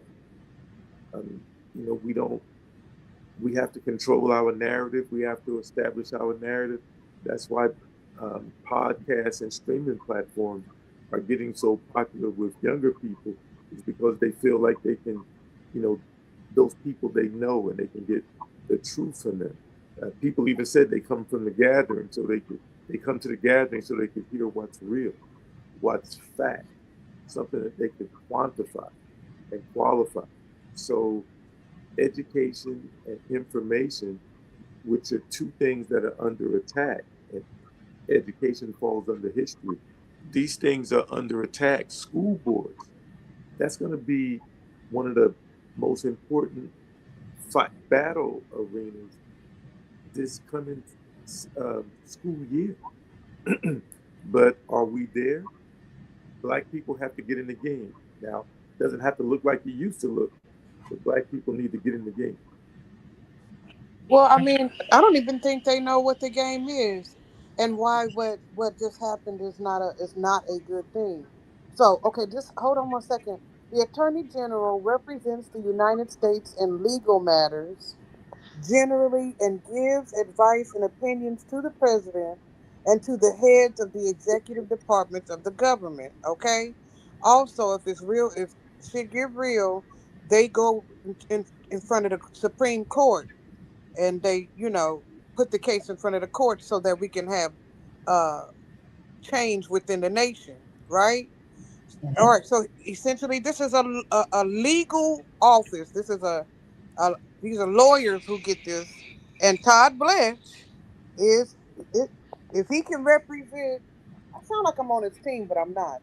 But if Todd Blanche could represent Teflon Don, he's you know they said, okay, you at least a lawyer, unlike that lady that was, there before or whatever before her. So they put this gentleman in there so that he can deflect and uh whatever he do for Donald Trump, he gonna do for us as a nation now. No, I disagree. Remember, he was the president's former personal lawyer. So they have a relationship that and the tie that's a hell of a lot stronger than his relationship and tie to the everyday American. This is supposed to be the attorney general is supposed to be the defender of the American people. She is supposed to advise and guide the Justice Department as a whole on what needs to be taken up by them with respect to civil lawsuits, cases, whatever, and defend us against whatever acts or new stipulations that the legislative branch are supposed or are wanting to enact against the people. He or she is supposed to be that person that says, hey, this is legal or this is not legal. When you have an alignment of the two, like you do right now, that is a problem for all of us as a whole. Because he or she, in this case, he, will be a puppet and a yes person to whatever the executive and or legislative branch want to do, and that is a problem. This is a situation where, let's say, Breonna Taylor, we view that as a hate crime. The Justice Department may say, nope, not a hate crime. That's it. What you mean? It's clearly a hate crime. No, not a hate crime. We don't believe in that right now. And things like that, whatever those things may be, will go unpunished accordingly. So you may have folks that get a more favorable sentence if they get a sentence at all, because the DOJ may choose not to pick up the case at all, may choose to allow folks to just be killed, may choose to allow entire communities to be wiped out like they once did. That's the role and responsibility of the Attorney General of the United States of America. And to have one that is in such an alignment with the current president of the United States of America is a problem. That should be alarming to us all So because it can go into any. I got you, Thomas. Give me 1 second. That can go into anything. It can go into how they view small businesses. It could go into how they view what can or cannot be done in your church, in your home, in your school, in your hospital. Doesn't matter. That should be very concerning and alarming to all of us because we understand the person that sits at 1600 Pennsylvania Avenue, and he is a person that relishes in um, uh, he is a person that relishes in adornment. He likes to be loved upon repeatedly and heavily. And if you don't show him that, he you fall out of favor with him. So yeah, that is a problem. Go ahead, Thomas.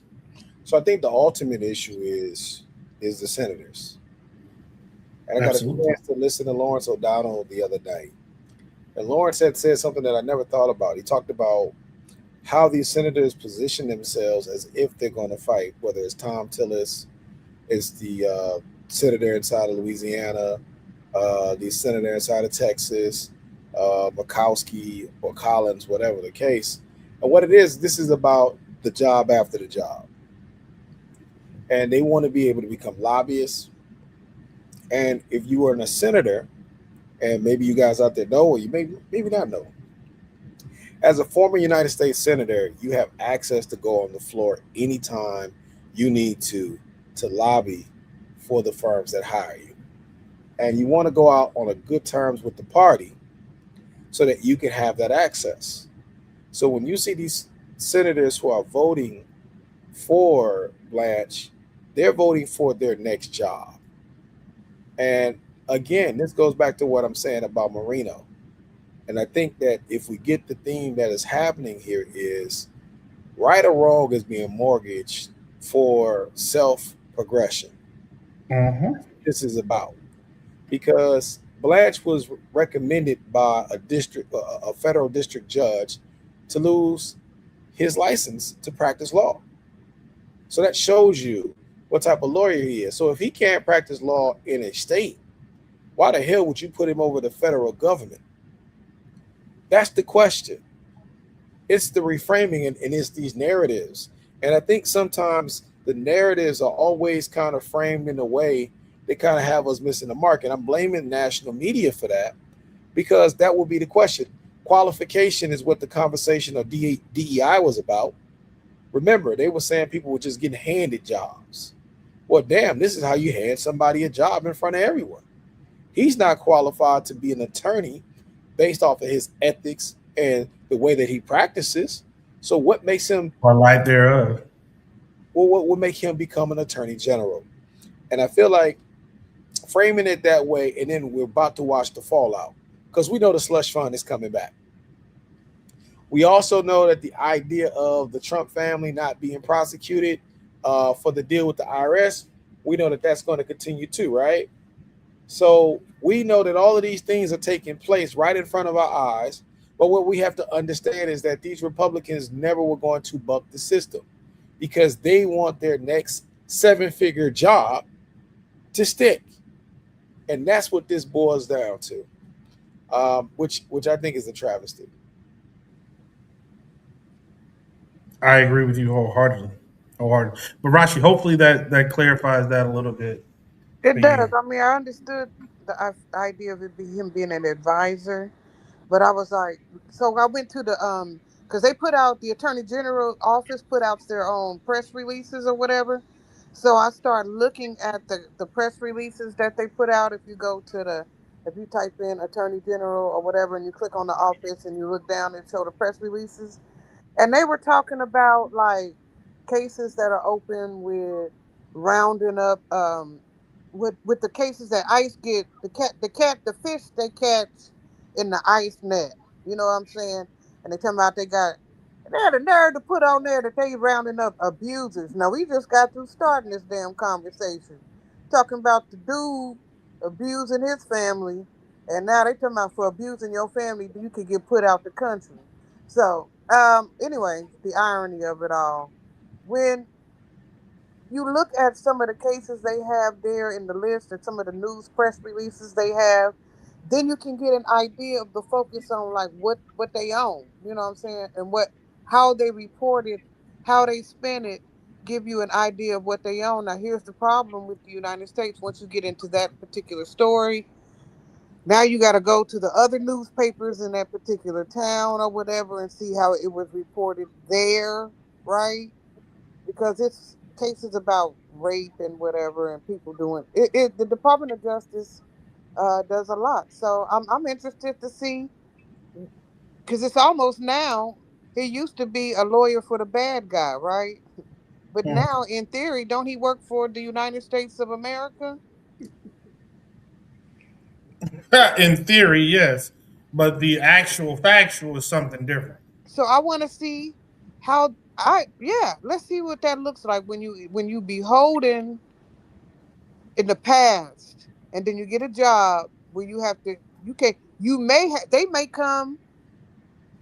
Okay, how am I saying this? He may have to do something against his homie that hired him, and then what?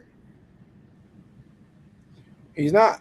He's not. The thing has been that he's a Right. loyalist, and he's going to tote the line. And so the thing is, the attorney general was never to be the attorney for the president. These cabinet positions are not supposed to be beholden to the president. They're supposed to work for the country and the citizens. And they also supposed to be checks and balances even over the president saying, hey, sir, you can't go this far. Hey, sir, you're doing too much. Hey, sir, that this is a violation. Hey, sir, you can be impeached on this. Hey, sir, you can be court martialed on this. That's what we're missing. And what we're missing even more by that, Siri saying, okay, uh, this is scary stuff with all this shit. But, the problem with what we're seeing in front of our eyes is the fourth rail. And the story that came out today about the media, and they're talking about CBS and 60 Minutes, and how over at 60 Minutes, how they have them reporting things that's not even true to cover up things for Trump. And so when you don't have a Senate and you don't have a Congress that's willing to hold the president in check, we're on a road to disaster. Mm, When you start talking about well, having to hold a president in check is a disaster. The Well, you got to president take is power. the You got to level take power. head. The president is supposed to be the level headed mediator, not the guard dog that we have to keep on a chain. So just the fact that you have to say keeping a president in check is indicative of what the problem is. So somebody else is going to have to be. So who did we put up in there with him? Like everybody got a lieutenant job. Who's the minion up under Todd Blanche? Anybody that Trump wants. So there is nobody. There is no good in this story. And again, I want to say this while saying there's no good in the story, but there is opportunity. And the opportunity is getting rid of these people so that we can put people in positions that can do the right thing. And because they're screwing up so much, man, we might need 3 attorney generals to get out of this shit. so uh, I will find out who the deputy attorney general is, but I want to pivot shortly south and then west to Tennessee. So in the Tennessee 9, the House district, Justin Pearson won the Democratic nomination. That was the gerrymandered district, which was in the past majority black. It's now 71% Republican. I'm not saying black or not, but 71% Republican leaning. The Republican side, the nomination was won by state Senate rep Brent Taylor, who has the backing of Donald Trump. So we will see what that looks like in November. There were a couple of horses that Trump bet on actually lost their primaries on Tuesday. I can't remember exactly where. I did not write all of them down. I was focused more on Tennessee than anybody, to be honest with you. Um, I think, regardless, though, to your point, Rodney, the people are flexing their muscle. The people are coming out. The people are showing up and doing their due diligence at the polls. I hope this energy continues again, not only up and through November, up until November, I'm sorry, but through November as we spew over into the 2028 election, not just for president, but also for the other congressional members, Senate or Congress, whom will be up for reelection at that point. There was a question from a reporter yesterday about Trump's potential endorsement of Vance for 2028, and Trump rebuffed it. He was like, "We're too far out for that. It's not time to talk about that yet." I thought that was also telling because he didn't even give Vance a any sort of nod, any sort of support whatsoever. He completely shut that conversation down, which may be telling about his plans in the near future. But with 6 minutes left, I want to give everyone an opportunity to say what they wanted to say or needed to say before we wrapped up. Rashi, you can start since you and I started the show. I was able to get my voting done this year at our local elections. It was quite Go interesting. ahead, girl. I went on ahead and stood up in there, and it was a lot of stomping happening. I think that's what you call it when you be outside of the polls. Somebody, hey man, don't go in there and vote for that cracker. and all that other stuff. So there was a lot of that contentious kind of screaming out, heckling out there. And I just thought it was interesting how fired up and ready to go we are and how much work there is to be done, until then. In the meantime, take advantage of this tax free. We're about to run up on tax free weekend here soon, and whether it's for your grandchild or your nephew or whatever, if you wanted to get something for them, school related or educational related, from the calculators, whatnot. Now, this is now actually a good time, not Black Friday. This is actually a good time uh, because they have relieved the taxes on that. If you have children in your purview, they not in school already. It's almost that time. Get that sleep Okay. schedule right. Stop letting them watch TV a blessed night, and please, get them on a regimen of hygiene and rest. All right. Okay. Rodney. Look up the definition of kakistocracy because that's what we have in America today, and that's what we need to defeat. It and look up fascism and compare it to what's going on in America today. The only thing that will defeat this is the people. And in going forth, be prepared for violence because it's always been some form of violence when we've had times like this and when a dictator or despot gets desperate. And this one is starting to get desperate because he's losing his base. A big shout out, yesterday was National Purple Heart Day, and we lost 18 people in this non war that kills people just the same, with hundreds, if not thousands, injured. The reason why I mention this, other than just the fact of it, is that some of them were killed and injured, but the POTUS said that it wasn't during war, which means they could not receive benefits that they are due. And it's going to take the American people to stand up for our military because they cannot stand up for themselves. It will take the American people pushing our electeds to make sure that the conditions on the Abraham Lincoln, USS Abraham Lincoln, is not the future for our military. It's time for the Mm. people to stand. It's time for the people to use their voice. It's time for the people to act and definitely use their vote, but be prepared for violence and oppression and voter suppression at the polls. Uh, Rush. No, Rush. You already went. Thomas. Perception versus reality. We're inundated with social media influencers who are pushing perception versus reality. People need to tap into reality because the perception that we're being sold is costing us families, it's costing us money, it's costing us our mental and emotional well being, and it's all okay to be tapped into reality. Perception versus reality. I don't read fictional books for a reason because I like reality. There's nothing wrong with a little reality. We said something about that in the beginning of the show. Like you can feel however you want to feel. That does not change the facts. And we still need to move according to the facts, not our feelings. I will end it on this note. You know, life be life. That does not mean that you stop fighting. Until next week, family. We love you and a damn thing you can do about it. Until then,